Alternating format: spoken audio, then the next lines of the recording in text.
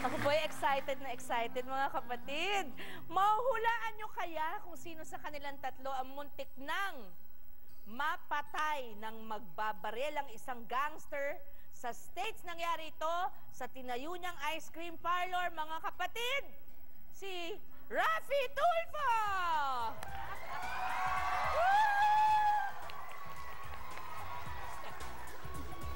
Okay, eto naman!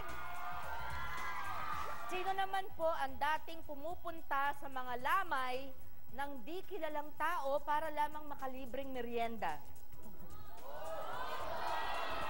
Ayo ha! Mon Tulfo! Aba, maganda yun ha! Para makalibre! Woo! Okay! At sino naman ang duguan ang noo ng tamaan ng bato na binato ng Kuya Raffy niya? Siyempre, mga kapatid, Erwin Tulfo! Hello, Ay, nako! Please have a seat. Ayan, welcome to our show. Thank you. Alam niyo bang napakatagal ko na kayong iniintay na magkaroon ng free time sa inyong mga busy buhay at schedule at maraming salamat, pinaunlakan niyo kami. Ay, karangalan po namin dito. Ay, baliktad! Karangalan ko to! Eto, si Mon, dahil si Mon ang panganay sa 10 magkakapatid at junior ng tatay ninyong pulis. Yes. Di ba?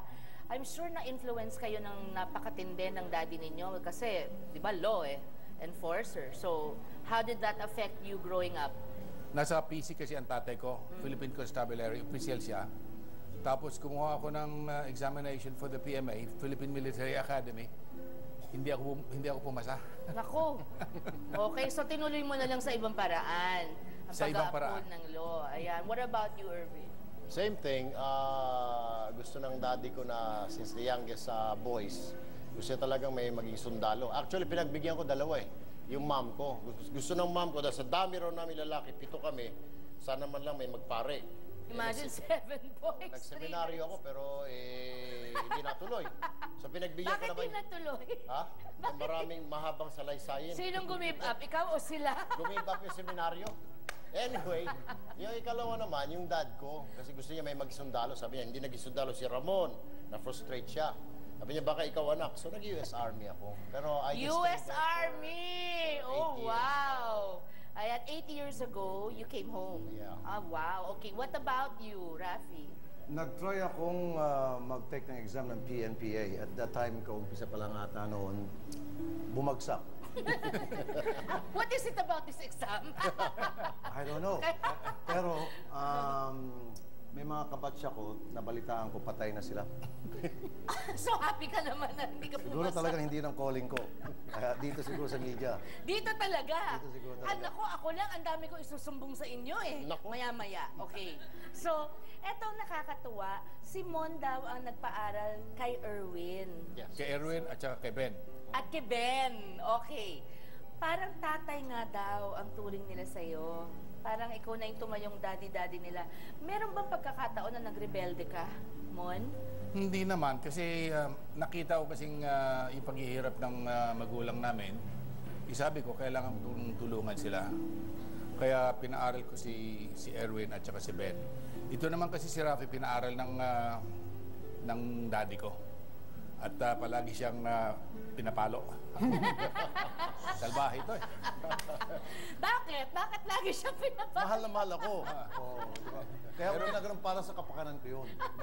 Meron pang may isang pagkakataon na parang Biyernes Santo ata yun.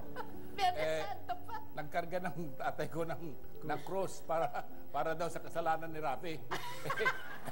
Tapos, dala-dala niya si Raffy. Sabi niya, si Raffy nagbalot na ng mukha kasi nahihiya Tapos sabi niya, Raffy, tulungan mo akong ko magkarga nito. Mabigat.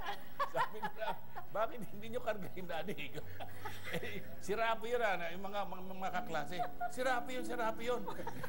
Yang hiya siya, tinakpan niya yung kanyang mukha. Na yung cruise ni Daddy sa likod, buat-buat ko. Kasi hila-hila niya yun eh. Itutuloy po natin ang pagkilala na... Pagkilala ba yun?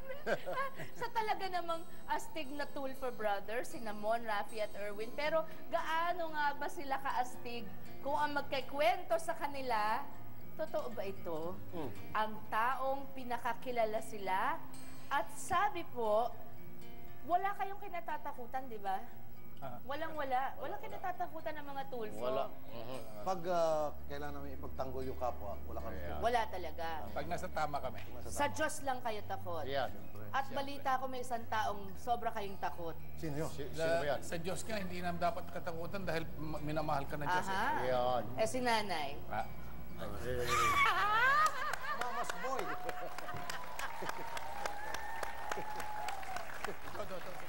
Ang kanilang nanay! Abangan po yan sa pagbabalik ng Sharon kasama mo, kapatid.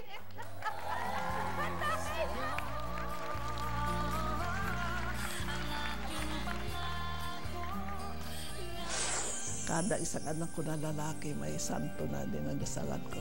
Palagi niya binubugbog si Daddy. Da. Eh, maliit lang yung Daddy namin eh. 4'11 o 5'1"? Hindi naman, 5'3".